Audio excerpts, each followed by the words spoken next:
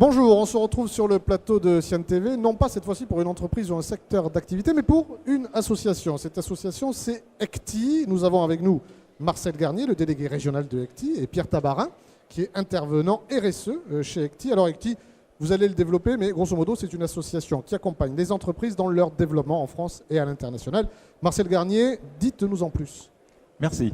Alors ECTI, c'est une association loi 1901 qui existe depuis 1974 et nous accompagnons effectivement les entreprises, PME, TPE, TPI éventuellement, dans l'accompagnement de leurs projets pour les aider à se développer, que ce soit aussi bien en France qu'à l'international. Alors, on va voir qui compose cette association. Qui sont vos membres?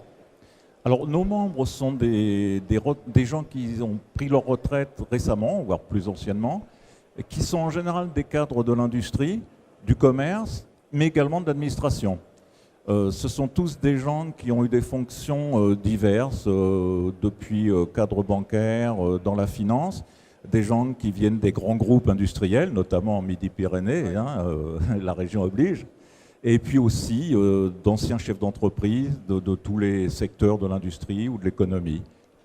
Alors effectivement, la force d'ECTI, c'est la diversité de ses adhérents. Oui. Combien vous avez d'adhérents d'ailleurs? Alors la force d'ECTI, c'est la diversité de ses adhérents, bien sûr, mais c'est aussi le nombre qui peut se rendre disponible assez rapidement. Voilà. En France, c'est une association qui est nationale, bien sûr. Nous sommes 2000 et 2000. En Occitanie, nous sommes exactement aujourd'hui à peu près 140 adhérents, répartis dans les différents départements. Alors, la diversité, la compétence, bien sûr, et puis très important, il ne faut pas se le cacher, c'est le réseau, parce qu'il y a le savoir-faire, et puis il y a aussi le savoir mettre en relation, le savoir frapper aux bonnes portes.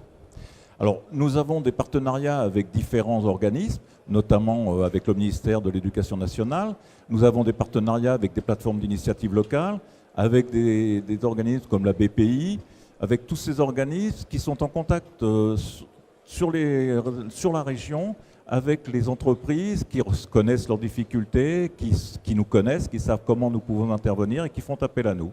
Alors il n'y a pas mieux que l'exemple par le concret. Un exemple concret, une entreprise qui fait appel à vous, pas une entreprise en difficulté, bien au contraire, en pleine expansion, mais elle se trouve limitée. Qu'est-ce qui se passe? Alors nous avons eu l'exemple récemment, ça fait 2 ans que nous suivons cette entreprise, qui était Boss MTB, qui est une entreprise toulousaine, qui fait du matériel industriel high-tech, oui, mais qui exporte ses produits, qui est connu maintenant aux États-Unis, au Japon, etc. Oui.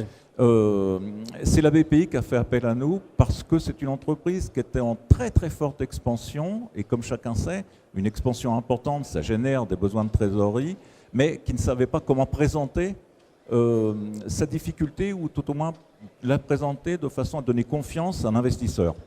Donc nous avons dépêché 4 personnes auprès de cette entreprise, un de nos adhérents qui a accompagné le chef d'entreprise pour l'aider à améliorer son management, ses formes de management, également pour remettre un autre qui a remis en place, ou tout au moins développé sa comptabilité, et enfin 2 autres personnes, un qui s'occupait de la production et un autre qui a également qui est intervenu auprès du personnel, cadres et salariés, pour mettre un peu de fluide dans l'entreprise, c'est-à-dire pour aider la communication interne. Ouais. Voilà. Alors, ce qu'on n'a pas dit, c'est que ECTI s'adresse en particulier aux PME, PMI, TPE, et effectivement, dans des structures, on n'a peut-être pas en interne toutes les ressources nécessaires. Vous êtes quelque part un facilitateur, et même au-delà, quoi. Même, pardon ? Même au-delà, je veux dire, plus que faciliter. Je veux dire, vous conduisez parfois? Oui, parce qu'il arrive parfois que nous intervenions auprès des entreprises. On est facilitateur dans tous les rouages de l'entreprise, pour intervenir auprès des partenaires et pour l'aider dans ses relationnels avec les partenaires. Mais on intervient aussi dans bien d'autres domaines. Alors, effectivement, un spectre très large auprès des entreprises. Jusqu'aux universités, collèges, qu'est-ce que vous faites là par exemple? Il y a l'école des mines d'Albi Carmo? Alors par exemple, oui, tout à fait. Nous intervenons dans les collèges, ou dans les lycées plutôt, oui, pour les élèves, les étudiants, pardon, qui sont en BTS, mais nous intervenons aussi à l'école des mines, par exemple l'école des mines d'Albi, dans les écoles d'ingénieurs. Là, nous faisons soit de l'accompagnement de projets d'étudiants qui sont sur un projet concret et qui ont besoin d'assistance de gens expérimentés pour le développer, soit nous intervenons aussi dans le cadre de l'accord avec le ministère de l'Éducation nationale, dans le cadre de l'accord école-entreprise, où là nous intervenons pour leur parler de l'entreprise, de ce qu'est une entreprise, de ses contraintes, Oui. mais aussi de ses opportunités et de la façon de se comporter dans une entreprise, mais également pour leur faciliter la recherche d'emploi, c'est-à-dire l'établissement du CV, la lettre d'introduction, Bien sûr. répondre à un mail et les simulations d'entretien d'embauche. Alors, autre spécificité d'ECTI, c'est que vous êtes spécialisé en RSE. Je me tourne vers Pierre Tabarin. Oui. Vous êtes intervenant chez ECTI et vous-même spécialisé RSE. Un rappel, mais en quelques mots de la RSE, c'est quoi? C'est un concept qui met en avant le fait que l'entreprise doit se préoccuper de toutes ses parties prenantes, c'est-à-dire les actionnaires, bien sûr, mais aussi les salariés, les clients, les fournisseurs, l'environnement ou même les collectivités publiques avec lesquelles elle peut être en relation. Alors, pourquoi intervenir dans ces entreprises? Je le rappelle, PME, PMI, voire TPE. En quoi c'est important pour elles? C'est important pour elle parce que la démarche RSE est une opportunité de réflexion stratégique sur le devenir de l'entreprise.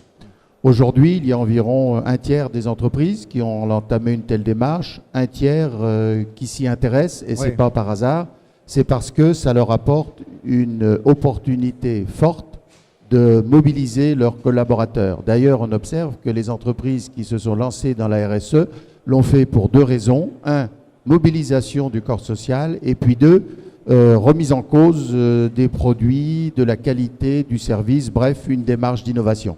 Alors, prenons un exemple concret. Je suis une PME, je sens qu'effectivement, la RSE pourrait m'apporter beaucoup. Je m'adresse à ECTI, vous venez chez moi. Comment ça se passe? La première étape, c'est d'échanger avec le chef d'entreprise pour voir quelle est sa connaissance du sujet, sa motivation, s'il a une motivation personnelle profonde, relativement éthique même, ou si c'est seulement une motivation économique. Et puis ensuite, une fois qu'on a franchi cette étape, on fait le point avec lui de sa situation. Où en est-il, par exemple, pour des choses simples telles que le respect des normes, telles que la mise en place du document unique, telles que le recyclage des déchets. Et ensuite, on cherche à aller beaucoup plus loin. D'accord. C'est la troisième étape. Oui, oui. Cette troisième étape, elle a pour but de définir avec lui, au travers d'un questionnaire, quelle est aujourd'hui sa politique de ressources humaines, Oui. quelle est sa politique de qualité en direction de ses clients. Est-ce que vis-à-vis de ses fournisseurs, il a des exigences, par exemple, en leur demandant d'être RSE? Quelle est sa politique de rémunération des actionnaires? Quelle est sa politique au niveau environnement, par exemple, dans le domaine de l'économie circulaire? Bref, au travers de tout un tas de questions, on définit avec lui un plan d'action qui a pour but de lui donner des objectifs concrets dans une logique RSE.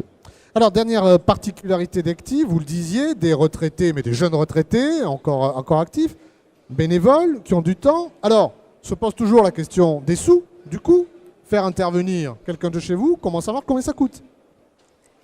Alors, la prestation de chacun de nos experts est bénévole. C'est-à-dire qu'ils ne prennent rien, ils donnent du service, ils transmettent leur savoir gracieusement. Mais nous avons bien entendu un siège social à Paris, nous avons des salariés. Oui, il y a des frais, bien sûr. Parce que gérer 2000 Oui, oui. personnes, ça nécessite des permanents. Donc nous demandons une participation aux frais généraux qui est modique.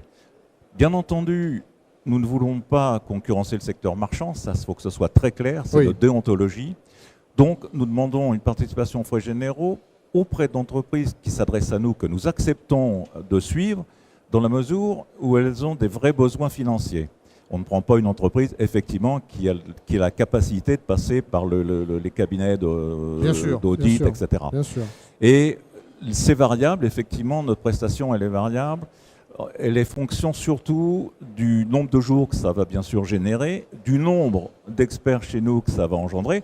Oui. On peut intervenir pour un besoin simple avec un seul expert. On peut intervenir, comme le cas que je vous citais tout à l'heure, avec 3, 4, voire 5 experts pendant 15 jours, même plus souvent.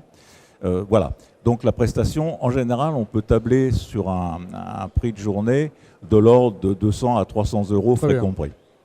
Marcel Garnier et Pierre Tabarin, merci beaucoup et merci de nous avoir présenté ECTI, effectivement, qui vous accompagne dans vos projets. Merci à vous.